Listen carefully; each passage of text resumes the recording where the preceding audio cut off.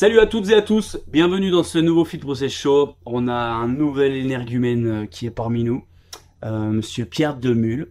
Tu vas te présenter juste après. Aujourd'hui on fait un petit débrief des Open, on va parler aussi des cartes finales et on va redévelopper un peu sur les objectifs individuels, team, par rapport à ces deux phases. Donc, jingle.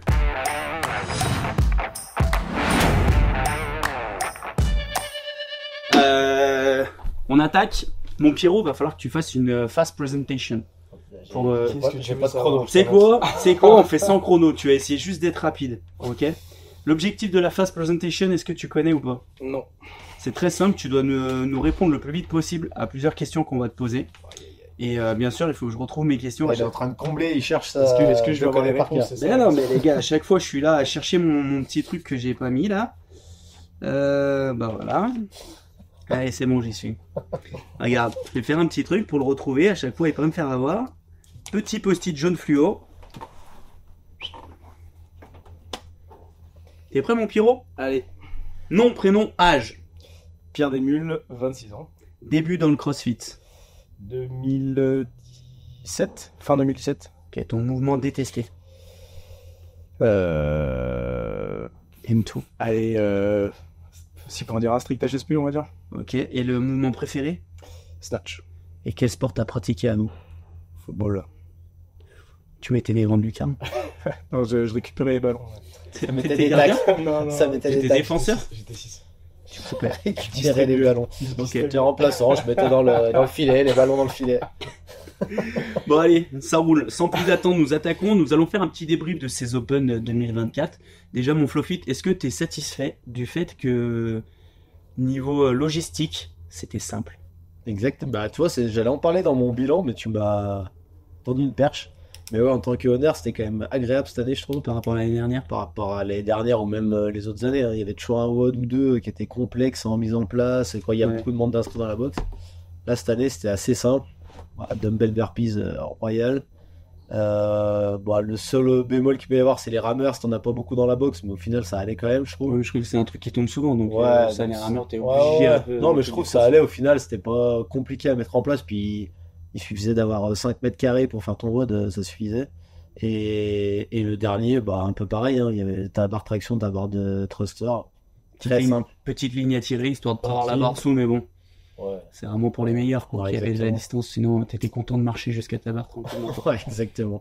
Donc ouais, non, franchement, cool organisé.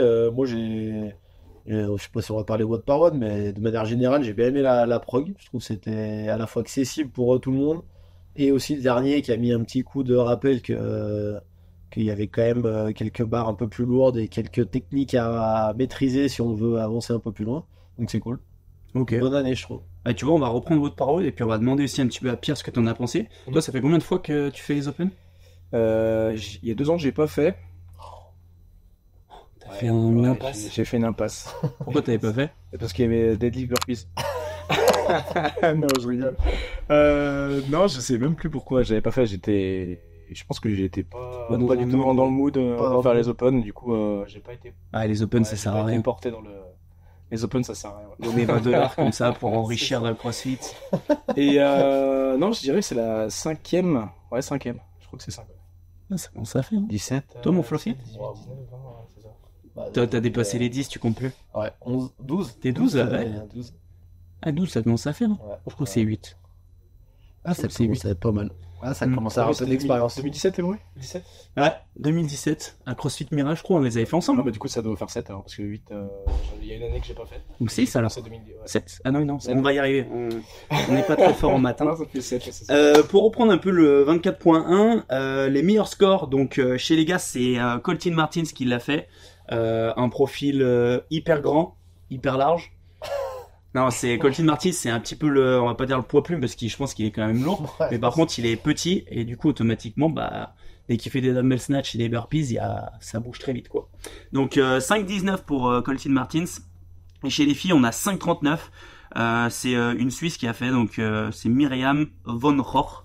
Je crois que ça se dit comme ça. Pas J'ai été bon, hein. mal, pas mal. T'as vu? Il a répété. Et du coup, donc voilà, sous les 6 minutes, voire même proche des 5 minutes, donc c'est allé très vite. Si on devait faire un petit débrief là-dessus sur ce qui a été testé en termes de qualité physique. Bah, moi je trouve, ouais, non, ce qui m'a surpris un peu, c'est le WOD 2 par rapport au WOD 1, parce qu'il y avait les dumbbell snatch, c'est quand même un mouvement, on va dire, accessible, enfin, ciblé un peu chaîne postérieure, quoi. Et derrière, ils remettent du deadlift, je m'y attendais pas vraiment. C'est vrai, je m'attendais pas vraiment au deadlift rameur, mais bon, personnellement, ça m'arrangeait bien. Mais ouais, c'est plus au WOD 2 qui m'a surpris qui sortent à ce moment-là. Je m'attendais vraiment à du squat ou à un mouvement de gym suspendu à ce moment-là. Mais voilà, comme d'hab, nous surprend toujours. Tout le monde s'attend à que ce soit un peu le même schéma que l'année d'avant, mais au final. C'est vrai que séparer, c'est deux, je trouve, très bons tests. Mais l'un derrière l'autre, c'est vrai que tu pourrais te poser la question de te dire est-ce que c'est pas la même chose. Pour voir Stendo Daciu. C'est ça, exactement. Sur le WOD 2, pour revenir un petit peu au meilleur perf, chez les gars, c'est le Finlandais Erik Apalanen qui l'a fait. Je suis pas sûr par contre de la prononciation. Mais... Bah vas-y, lis, prononce-le nous. Non. Ok. Henrik Apalanen, qui fait du coup 997 reps, donc c'est 10 tours. Non, attends, je te dis une connerie, c'est 11 tours plus 70 mètres en rameur. C'est ça. Donc c'est ça. J'étais un peu déçu, j'avais parié que Kenki allait atteindre les 1000, mais... 3. Il y en a un qui avait atteint les 1000, mais il a pris une pénalité. Il fait pas 1000 le Finlandais? Non, 97, 997. Il y avait Tudor Magda qui avait fait 1003, 1001. Mais il a pris une petite sanction. Rattrapé par la patrouille. Pourquoi? Je sais plus pourquoi, non, je me rappelle plus. Chez les filles, du coup, c'est 926, c'est la meilleure perf, donc 260 mètres. C'est 10 mètres de moins que ce que j'ai fait. Donc c'est très solide quand même, parce que je me dis, les filles tirent fort sur le rameur, puis après sur ce test, pour avoir les meilleurs scores, c'est vraiment, faut pas pinailler au double, et faut quand même avoir un bon... Après, au final, il y avait le rythme de rameur, forcément, il joue, mais enfin, nous, je vois ceux qui ont fait les meilleurs scores chez les filles, notamment, c'est pas forcément celles qui rament le mieux. C'est plus à l'aise en double. Je pense que les DU, mine de rien, on les a sous-estimés un peu sur SWAT, mais en fait, dès que tu breaks une fois au DU, tu perds presque tout le temps que si tu rames 5 secondes moins vite au rameur, t'as vite récupéré. Donc, tour par tour avec la fatigue, au final, les DU étaient pas si simples que ça. Il y en a quand même beaucoup qui Qu'est-ce que t'en as pensé, toi, de ces DU? Bah écoute, les 3-4 derniers tours, c'était un peu c'était chaud. Compliqué, quoi. Ouais. Et en plus, je trouve que c'est vrai qu'à chaque fois. Tu sais, c'est un petit peu c'est de pire en pire parce que tu breaks, tu te dis, ouais, je perds de prise de seconde, donc tu vas te précipiter, tu vas en remettre, tu reprends les pieds dedans. Donc c'est vite, c'est quand même un WOD où il faut avoir une force tranquille, quoi. Ah ouais, exactement. Bah, en plus, tu sais, ils avaient sorti les temps aux 300 mètres, là, concept 2. Et tu voyais qu'en fait, il y avait pas des 5 secondes de plus de moyenne, tu gagnais 3 secondes. La diff était pas ouf, et en fait, fallait vraiment essayer de trouver un rythme, toi, pour faire les 10 tours, 2 minutes au tour, en fait, de ramer à 1,50, 1,55, c'était largement jouable, quoi. Oui. Après, fallait juste être bon à la corde et mettre du rythme dans les transitions, quoi. Mais, donc voilà, il y avait pas besoin d'être non plus ultra fort en rameur, je trouve. Ouais, c'était un test cool pour gérer l'endurance, et après, du coup, donc, il y a eu le 24.3, où là, on était vraiment plus sur on va pas dire que c'était du très lourd, pour certains c'était du très lourd quand même, les thrusters. Ouais, mais c'était toujours un skill un peu plus avancé, quoi. Ouais, voilà, puis t'avais un impact quand même, la deuxième barre, elle impactait beaucoup plus. Surprendre un peu, ouais. T'avais un bon gap, donc forcément, fallait arriver à tolérer ça, et derrière aller faire cette gym. Ouais, la gym était déjà plus complexe, il y a un skill plus haut, c'est un WOD qui sanctionne vite. Heureusement qu'il y avait une minute de pause entre les deux. Ouais. On sait toujours pas à quoi elle sert. C'est à bien prendre conscience que t'es dans le mal. Ah, je trouve elle sert quand même, parce qu'il y en a quand même beaucoup qui se disent, ouais, il y a de la pause au milieu, du coup, je peux partir un peu plus vite. Ouais. Alors qu'au final, une minute, c'est ouais, elle fausse un peu, alors qu'au final, ça serait un one non-stop, peut-être que les gens partiraient un peu plus dans le confort. Ouais, c'est vrai, je pense qu'il y aurait moins eu... c'est un peu psychologique. Mais bon. Mais ouais, le test était cool, en tout cas, je trouve. Un bon WOD, c'est le dernier WOD. Bon WOD.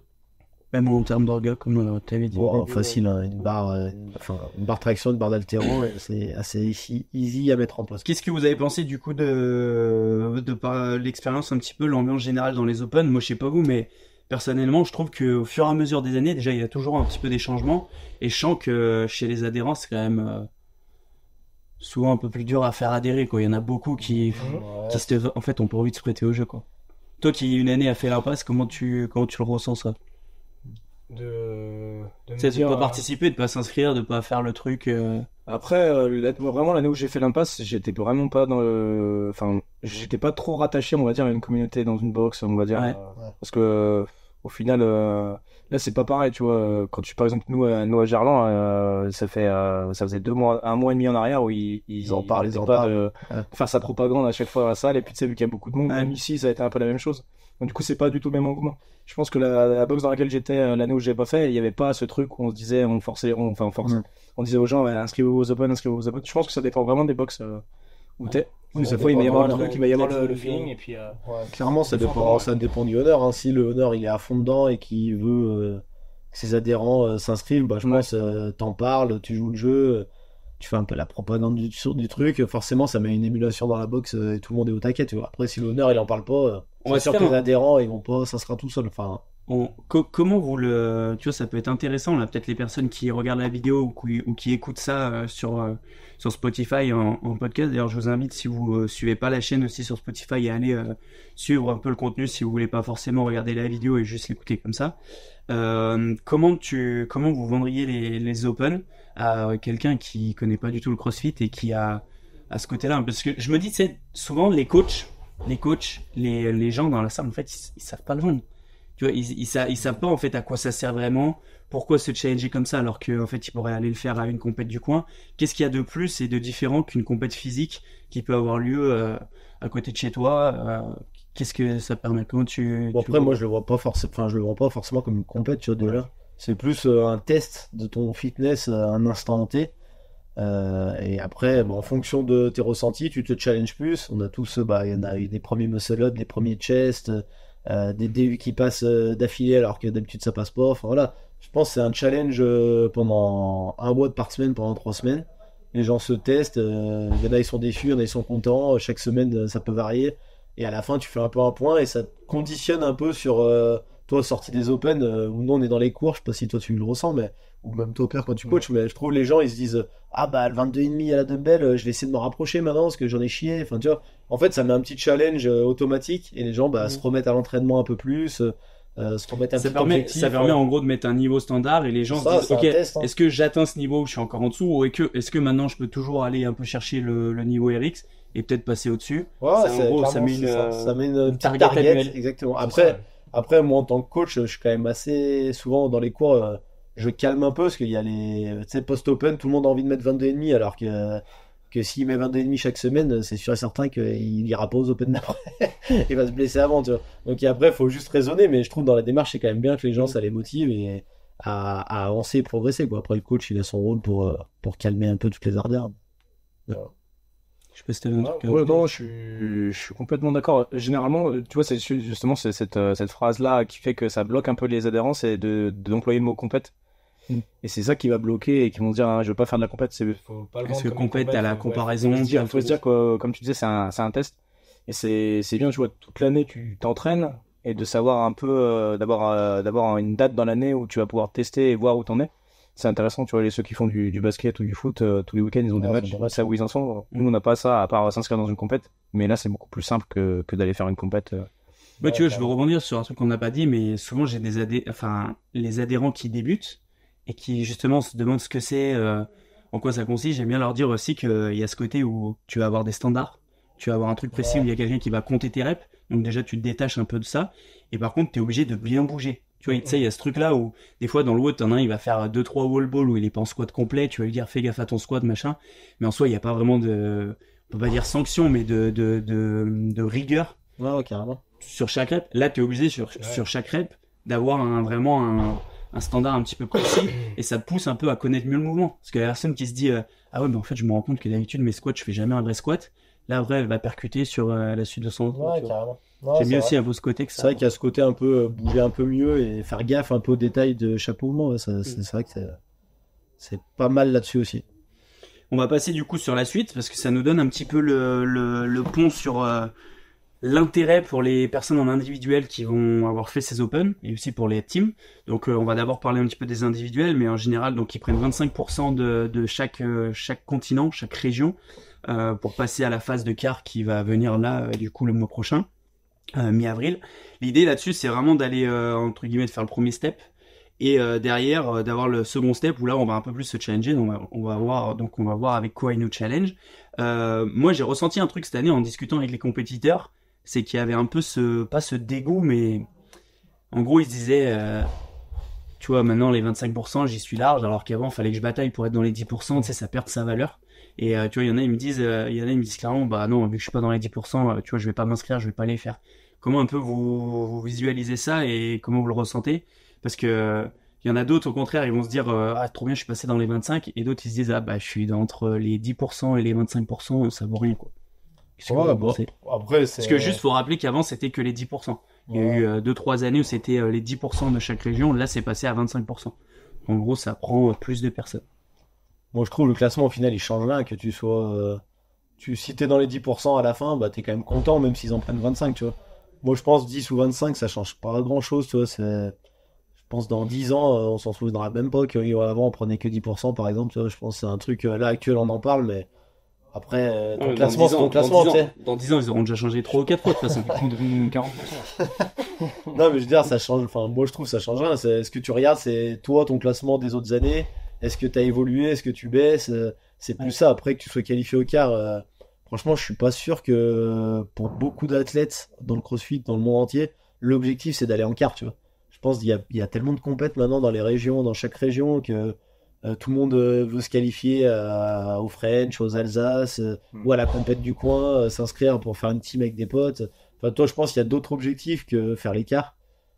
Sachant que l'écart, il y a peut-être quand même de grandes chances que ça soit, il y a au moins un WOD ou deux et que tu puisses même pas faire parce que la charge est trop élevée ou parce qu'il y a un skill qui demande un truc improbable que tu sais pas encore faire. Donc, moi, je trouve, ouais, faire l'écart, c'est pas forcément la priorité pour la plupart des athlètes. C'est à faire quand même des bons tests, c'est un peu. Mais après, voilà, si tu veux faire les WOD, les tester, pourquoi pas. Je pense que, enfin, nous, je pense dans la prog de la boxe, on va en mettre peut-être un ou deux, tu vois, histoire de challenger un peu tout le monde dessus. Mais après, t'inscrire, faire la démarche, si tu joues vraiment rien et que c'est juste comme ça pour te tester, je pense que t'as d'autres challenges dans les compètes du coin ou des qualifieurs à faire, surtout en cette période.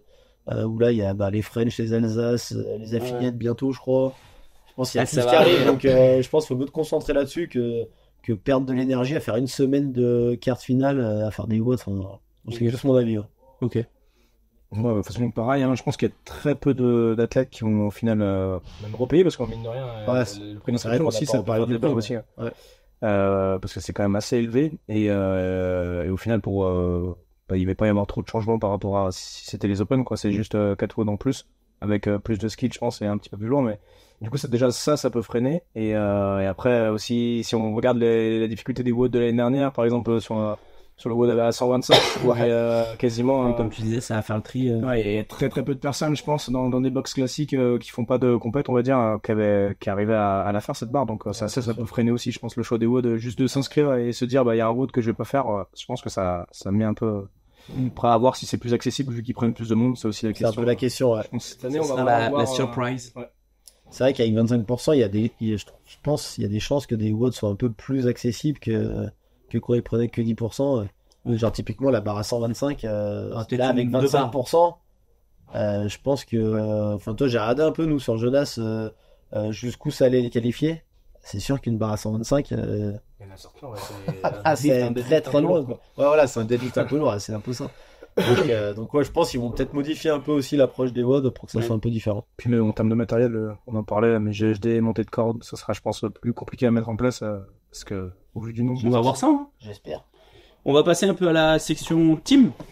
Donc la section team, à savoir que pour les teams, ça n'a pas bougé. Attends, j'ai un petit doute en termes de qualification. 25% aussi, ouais. Ouais, c'est 25%, mais avant c'était quoi? C'était 20%? Non, c'était pareil, 25%. Ah oui, ouais, 25%, ouais. Ouais, donc ça reste pareil. Ça reste pareil, mais c'est pas la même limonade. Ouais, juste pour rappeler un petit peu les teams, le process de team sur les Open, pardon, c'est en individuel. Donc chaque individualité de la team va pouvoir apporter son score à la team. Imaginons dans une salle, vous avez 2 teams. On peut mettre la moitié de la salle dans une team, la moitié de la salle dans l'autre team. Et chaque meilleur score, enfin les 2 meilleurs scores chez les filles et les 2 meilleurs scores chez les gars, vont faire le score total de la team. Donc en fait, ça peut être des gens totalement différents à chaque épreuve. Et là, cette année, nous, c'est ce qu'on a décidé de faire à Genasse, avec aussi des athlètes Fit Process, tout en respectant un peu les règles là, qui sont mises en place avec CrossFit. L'idée, c'est de pouvoir qualifier 2 teams. Là, si je me trompe pas, c'était 58 teams qui prenaient les 58 meilleures teams européennes. Et après, il y en aura 30 de qualifiés. À la base, il y en avait combien de teams qui participaient à l'Open ? 58 x 4. 32. Et ouais, on était à plus de 200 quoi. 230. Ok, on était à plus de 200 teams, donc on a pu qualifier nos 2 teams. Nous, on a joué avec la règle, clairement, hein, il n'y a pas besoin de dire. Nous, on s'est mis avec Elliot dans la team numéro 2 pour qu'elle puisse passer l'écart et pouvoir après avoir cette phase un petit peu où on peut vraiment tester la team et pas juste des individualités.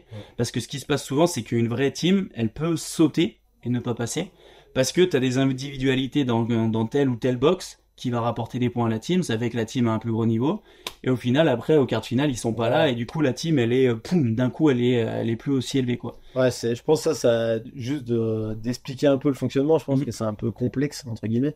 Mais c'est vrai qu'aux Open, c'est toutes les individualités de la boxe peuvent marquer des points. Donc ça veut dire que bah, toi, par exemple, tu es en indiv cette année, tu vas pas du tout être dans une team, mais tu as pu apporter des points quand même à la team. Et ça peut être bah, sur tous les meilleurs Européens ont pu faire ça dans toutes les teams. Donc c'est vrai que du coup ça élève vraiment le niveau team aux Open. Dans le monde, voilà, aux Open. En gros, là on a un contraire. Alors qu'au final, au quart, ça devient un peu plus accessible entre guillemets parce que tous les meilleurs vont en indiv et sont plus dans la team. Donc t'as vraiment un contraste, je trouve, entre se qualifier au quart en indiv et se qualifier au quart en team. Exactement. Faut en gros tout miser pour les Open. Je trouve ça un peu dommage que ça fonctionne comme ça. Après, bah, c'est un peu complexe, ouais. Bah, je trouve que c'est un peu dommage que les teams doivent pas être faites un peu dès le début. Et comme ça, au moins, bah, une fois que ta team est faite, elle est faite. Hein. Même si tu peux mettre 50 athlètes dedans, mais au moins, ceux-là, tu peux plus les bouger et ils sont forcément dans la team. C'est-à-dire que nous, cette année, s'il y avait cette règle, on n'aurait pas pu te mettre dans la team, par exemple. T'aurais pas pu mettre 2 points, vu que tu faisais pas la suite de la saison. Mais ça, c'était je pense que c'est compliqué pour CrossFit de gérer un peu tout ça, à mon avis, de vérifier tout ça, ça risque d'être compliqué. Donc c'est pour ça que c'est très complexe, du coup, de passer la qualif en quart pour les teams.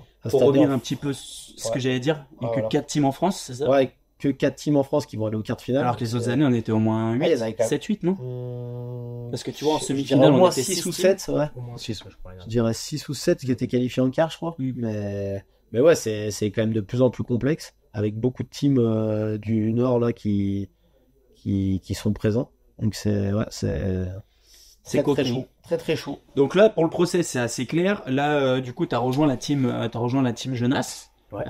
Donc la team numéro 1 de Genasse. On les a roastés ou avec la team 2 ? Non. Non, le dernier WOD, ils sont à savoir qu'en fait, à savoir que nous, notre petit jeu, parce que dans la team numéro 1, ils étaient que 5 athlètes. Il y avait les 3 gars, donc Pierre, Léo et Diego. Et chez les filles, il y avait Kako et Julie. Et du coup, nous, dans la team numéro 2, il y avait tous les autres adhérents de Genasse. Donc notre challenge, c'était d'essayer d'aller les titiller. On a réussi sur les 2 premiers WOD. Mais voilà, comme vous avez dit, le 3e WOD a sanctionné. De pas loin, hein, je crois. Non, il y a 2 places d'écart, je crois, à la fin. Pour revenir un petit peu là-dessus, sur l'expérience que c'est du coup en team et sur ce qui a commencé, comment tu te sens, Pierrot ? T'es content quand même d'être venu ou tu te sens obligé, tu te sens ça y est, t'as mis le pied dedans, on te tient, tu peux plus sortir, t'es rentré dans une secte. Non, je suis très content. Le fait de s'entraîner avec du monde tous les jours, ça me change un peu de ce que je faisais avant. T'avais déjà tenté l'année dernière. T'étais, si tu peux nous rappeler un petit peu avec la team. T'étais avec quel team? Avec Marie Jovalès, Louise Jurka et Louis Laurel. Et du coup, on avait tenté, avec la boxe de Marie, de faire une team. Mais après, on était un novice un peu. On n'était pas au courant de tout ce procédé que vous venez d'expliquer là. Et on avait pris une belle rouste parce que du coup, il y avait le WOD en 2 parties et forcément, nous, on avait un petit peu plus de mal sur le tonnage. Et en fait, quand on avait vu que, il y avait un peu la stratégie de se dire, il y en a un qui part. Quand on est vraiment beaucoup dans la team, il y en a un qui pouvait partir fort sur la première partie et après il faisait ce qu'il pouvait sur la deuxième et un autre qui partait un peu moins fort et qui faisait le tonnage et du coup on pouvait prendre les 2 scores. Et ça, quand on a vu ça, on s'est dit que c'était mort. Donc. Après sur le WOD 3, on était bien remonté, mine de rien, mais ça suffisait pas du tout quoi. À 4, c'est compliqué. Je pense qu'il faut vraiment avoir 4 individualités déjà. Comme vous avez fait, c'était bien passé l'année dernière quoi, mais je pense que c'est plus compliqué quand tu tombes sur un WOD. Il y a vraiment des 4, t'as des faiblesses. Quand il y en a un de la team qui a une faiblesse quelque part, croise les doigts que ça tombe pas, Ouais. sinon t'es foutu, quoi. C'est plus chaud, quoi. Ok. Et du coup, cette année, là, tu les as vécus comment ces Open par rapport aux autres années?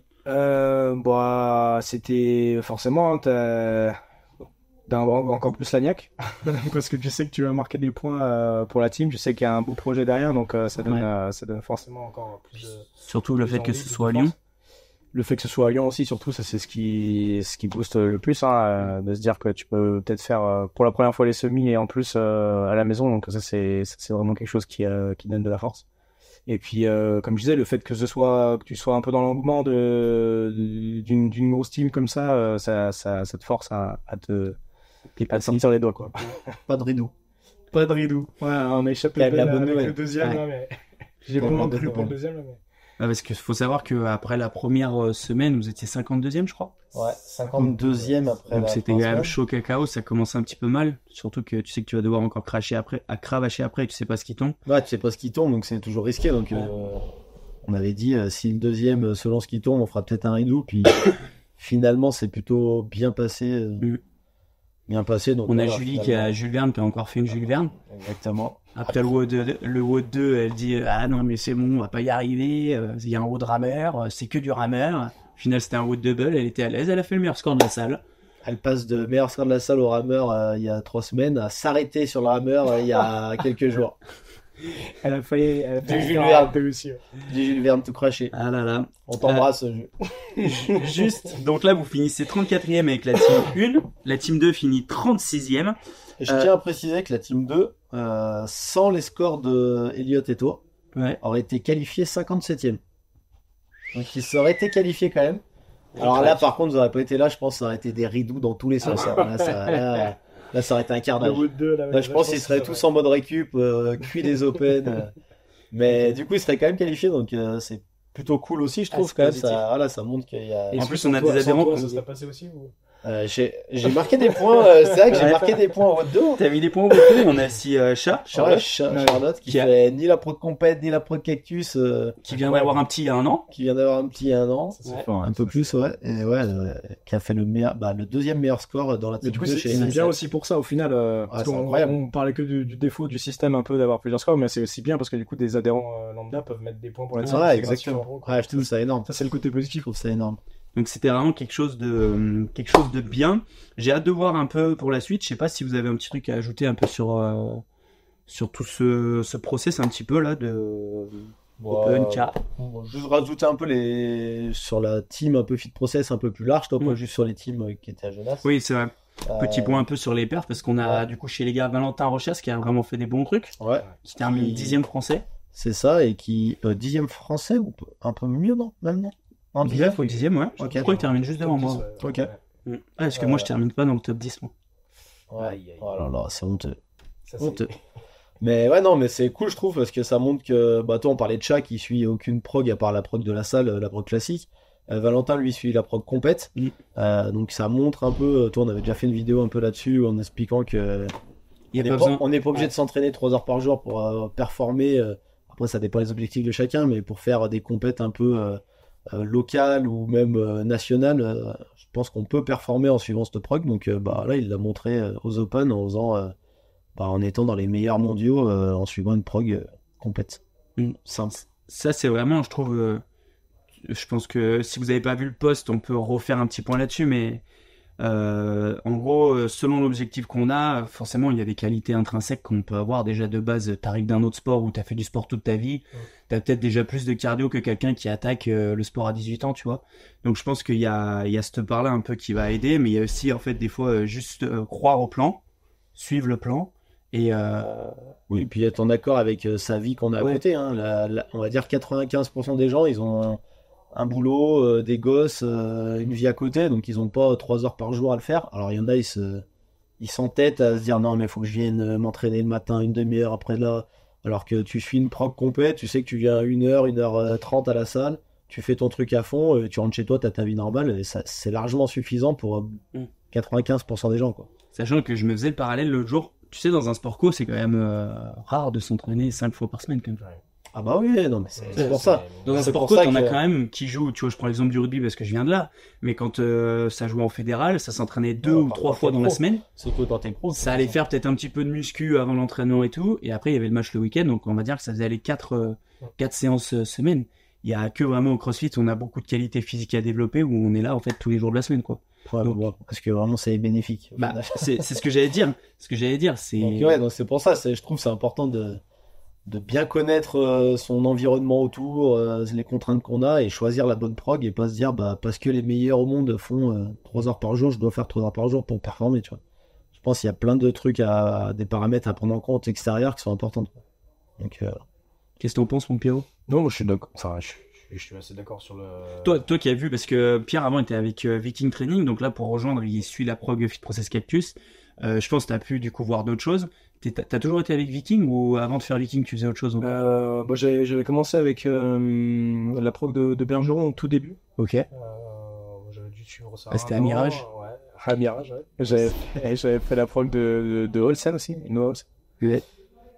Quand il avait sorti. Bon, après, c'était vraiment un peu dans. Je savais pas trop quoi faire, donc du coup, j'essayais de. Pour moi, je faisais la prog des plus forts. ceux qui étaient forts. Voilà. Et puis après, j'ai commencé à m'intéresser un petit peu plus parce que c'est là où j'ai commencé à passer le diplôme de coach. Du coup, forcément, je m'intéressais un peu plus de comment ça fonctionnait réellement. Et puis, c'est là où je suis tombé sur Viking pendant 4-5 ans. Ouais. Et puis après, les choses ont fait que je suis revenu sur Lyon. Et c'est surtout le fait d'être dans un groupe qui a fait que ça a changé. Du coup, les différences entre du coup, les 4 prog, est-ce que tu vois vraiment un peu, il y a un tronc commun en termes de volume, ou est-ce qu'il y a vraiment des, genre, je sais pas, Bergeron, Olson, Ouais. Viking, il y avait vraiment des focus différents? C'était. Moi, je trouvais que justement, les progs un peu moins travaillés comme Process Cactus et Viking, où justement on fait attention au volume, on fait attention un petit peu aux besoins des athlètes sur l'année.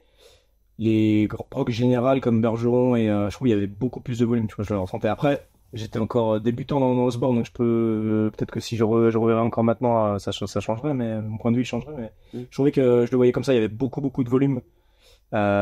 Pour des athlètes qui pouvaient suivre ça un peu, N'importe qui pouvait suivre ça. n'importe qui pouvait suivre ça. Je me rappelle Bergeron, c'était même je payais même pas, hein, c'était la pro qui était je sais pas si ça existe encore, mais une prog en ligne, là, je me c'était une rappelle prog ça. en ligne et Ouais. je me rappelle des fois il y avait des volumes qui étaient assez conséquents et du coup bah on faisait ça.